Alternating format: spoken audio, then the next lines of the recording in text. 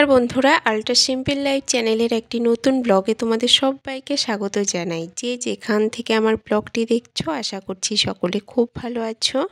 মাঝখানে কয়েকটা দিন ভিডিও ছাড়তে পারিনি, একটু অসুবিধা ছিল। এখন ওই বিকেল 4:30 মতো বাজে, ঈশাকে নিয়ে একটু ছাদে বসেছিলাম। তো দেখো ঈশা ওইদিকে খেলছে আর ফুলগুলো খুব সুন্দর লাগছিল, ভাবলাম তোমাদেরকে একটু শেয়ার করি। আর এই বাকেটটা দেখে বুঝতেই পারছো আবার কোথাও যাচ্ছি। দেখো এখানে এসছি আমি বাবার বাড়ি থেকে, এখনো মাসখানেকও হয়নি। তো আমি এবার যাচ্ছি শ্বশুর বাড়িতে। ওখানে আমার ঠাকুমা শাশুড়ি গত হয়েছেন, ওনার অনেকটাই বয়স হয়েছিল।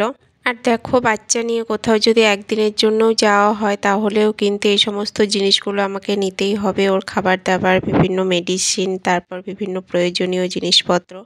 তো ব্যাগটাকে আমি পুরোপুরি গুছিয়ে নিয়েছি। আর কয়েকদিন থেকেই জামা কাপড় কাচাকাচি চলছিল, তো আজকে দেখো শেষবারের মতো এই কটা বাকি ছিল, তো এগুলো কাচা হয়ে গেছে, এগুলো এখন তুলে দেব। আর আমরা খুব বেশি জামা কাপড় নিচ্ছি না, এই ট্রলিটা নেব। দেখো মোটামুটি সপ্তাহখানেকের জন্য যাচ্ছি। এখন বাজে ওই রাত মোটামুটি 9:30 মতো। তো আমরা দেখো বেরোবো, রেডি হয়ে গেছি। আর ঈশার বাবা এদিকে দরজা জানলাগুলো লাগিয়ে দিচ্ছিল। আমরা 9:30টায় বেরিয়েছিলাম ঠিকই, কিন্তু ট্রেন অনেকটাই লেট ছিল, মোটামুটি 11টা বেজে গিয়েছিল ট্রেন আসতে আসতে। আর এখানে দেখো রাতের রাউরকেল্লাটা কিন্তু একদম অন্যরকম। তোমরা দিনের বেলায় দেখেছিলে রাউরকেল্লা শহরটা, তো দেখো রাত্রেবেলায় কিন্তু এই শহরটা খুবই সুন্দর দেখতে লাগে।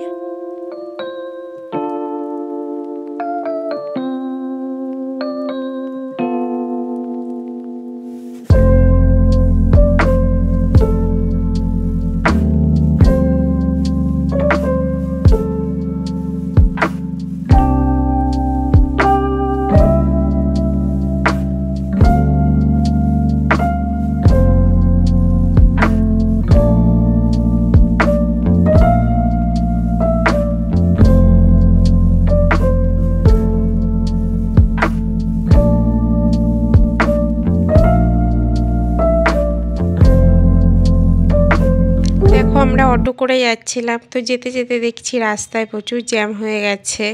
সামনে একটা বিয়ের গাড়ি যাচ্ছিল।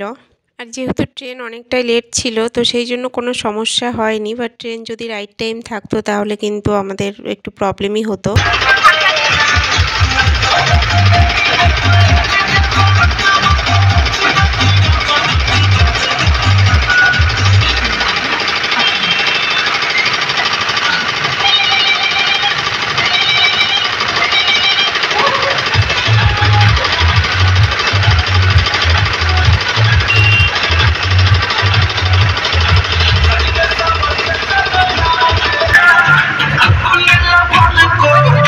দেখো রাউরকেল্লা স্টেশনে আমরা চলে এসেছি। তো ঘড়ি দেখে বুঝতেই পারছো 9:38 বাজে, আমাদের অনেকটা টাইম বসে থাকতে হবে, কিছু করার নেই। তো ঈশা কি করবে সেটাই হচ্ছে কথা। ওর তো এমনিতেই রাত 12টা 1টা না বাজলেও ঘুমায় না। চলো তোমরা দেখতে থাকো আমাদের জার্নিটা।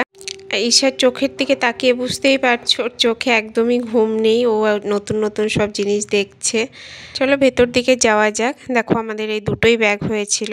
আর রুমে যখন ছিলাম তখন কিন্তু একদমই বুঝতে পারিনি ঠান্ডাটা, তো বাইরে যখন এসছি দেখছি হ্যাঁ খুব ভালোই ঠান্ডা। আর ঈশা দেখো এখানে ওর দুষ্টুমি শুরু করে দিয়েছে।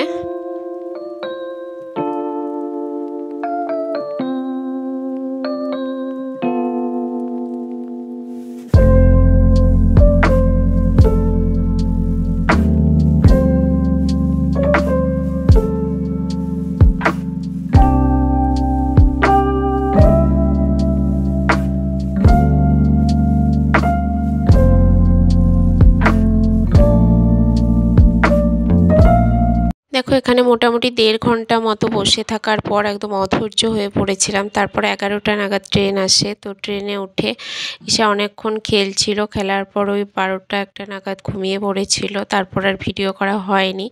তো দেখো এখন আমরা খড়গপুর পেরিয়ে গেছি আর এখন সকালও হয়ে গেছে। সকাল 7টা মতো বাজে। তো ঈশা এখন ঘুমাচ্ছে, একটু পরেও উঠে যাবে। তো উঠে গেছে দেখো, ওকে একটু খাবার খাইয়ে দিচ্ছি। আমি বাড়ি থেকে একটু সুজি করে নিয়ে এসেছিলাম। আর দেখো ঈশার জন্য কিন্তু প্রত্যেকবার এই জানলার ধারে সিটটাকেই বুক করা হয়, তো পেয়েও যায়। তো এখানে বসেও খুবই খুশি হয়, আর ওর দুষ্টুমিটা করতে আরও বেশি সুবিধা হয়। আর হাওড়া পৌঁছাতেও কিন্তু আমাদের মোটামুটি 11টা মতো বেজে গিয়েছিল, কারণ ট্রেনটা আরও অনেকটা লেট ছিল। বুঝতেই পারছো বাচ্চা নিয়ে জার্নিটা একটু কষ্টকর। সেই রাত্রেবেলায় বেরিয়েছি। বাট আমার মেয়ে কিন্তু খুবই সাপোর্টিভ। দেখো ও এখনও ধৈর্য ধরে বসে আছে, খুব একটা জ্বালাতন করছে না। ও যদি জ্বালাতন করতো তাহলে আমাদের জার্নিটা আরও বেশি কষ্টকর হয়ে যেত। আমরা রাউরকেল্লা থেকে ধরেছিলাম সমলেশ্বরী এক্সপ্রেস। তো এই ট্রেনটা অনেকটাই লেট করছিল বলে, আর ওইদিকে হাওড়া থেকে আমরা কবিগুরু এক্সপ্রেসটা পাবো না বলে আমরা মাঝখানে একটা লোকাল ধরে হাওড়া এসেছিলাম। আর আজকেই কিন্তু সমলেশ্বরীটা আবার আগে পৌঁছে গিয়েছিল হাওড়া, আর লোকাল ট্রেনটা অনেকটাই লেট করছিল। তো সবটাই কপাল। যাই হোক, আমরা হাওড়া থেকে ট্রেনটা পেয়ে গিয়েছিলাম। তো দেখো আমরা চেপে পড়েছি। শরীর তো আর চলছে না, চোখ মুখের অবস্থা দেখে বুঝতেই পারছো যে কি অবস্থা, কিন্তু কিছু করার নেই। আর ওদিকে বর্ধমান থেকে ঈশার দিদা উঠবে। তো ঈশার দিদা যাচ্ছে আমার শ্বশুরবাড়ি। আর ঈশাকে দেখো প্রথমে সুজি খাইয়েছিলাম, তারপর ওর জন্য কি নিয়েছিলাম, একটু কলা নিয়েছিলাম, একটু কেক নিয়েছিলাম, তো একটু আপেল নিয়েছিলাম। আর ওর দিদা যেহেতু বর্ধমান থেকে উঠবে, তো ওর দিদাকে বলেছি একটু ভাত নিয়ে আসতে, তো একটু ভাত খাইয়ে দেবো দুপুরবেলার দিকে। আর ও দেখো একটু ঘুমাচ্ছে, আবার একটু খেলছে, আবার একটু ঘুমাচ্ছে, আবার দেখো উঠে পড়েছে। তো ওর দিদাও বর্ধমান থেকে উঠে পড়েছে।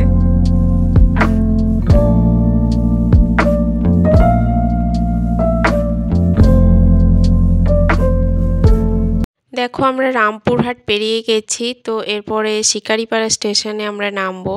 আর এই দিকটায় দেখো লোক সংখ্যা একটু কম, বাট প্রকৃতি খুব সুন্দর। দেখো আমি তো দেখেছি, তো তোমরাও একটু দেখতে থাকো।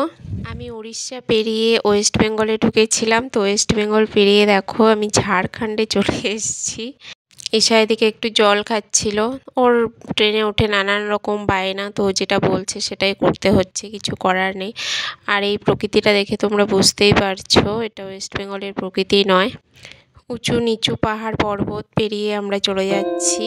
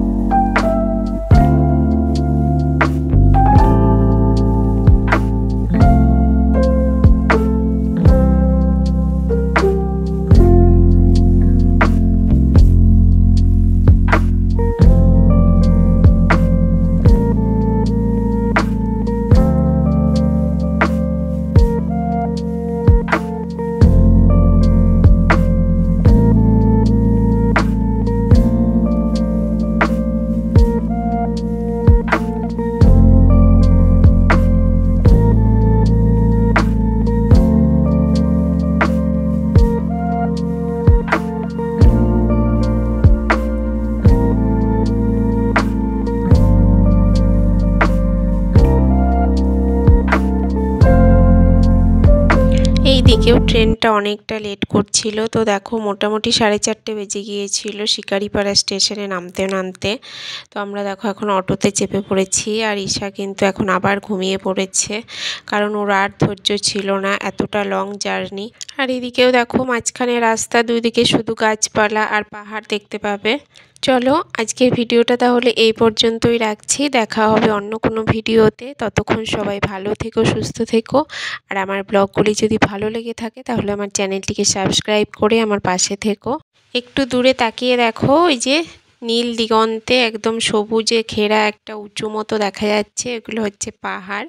আর এই মাটিটাতে কিন্তু বেশিরভাগই তোমরা তাল গাছ, খেজুর গাছ এগুলোই দেখতে পাবে। এছাড়াও পাহাড়ে বিভিন্ন ধরনের গাছ আছে, অত তো নাম জানি না। চলো আজকে তোমাদের দেখিয়ে দিলাম উড়িষ্যা টু ঝাড়খণ্ড জার্নিটা।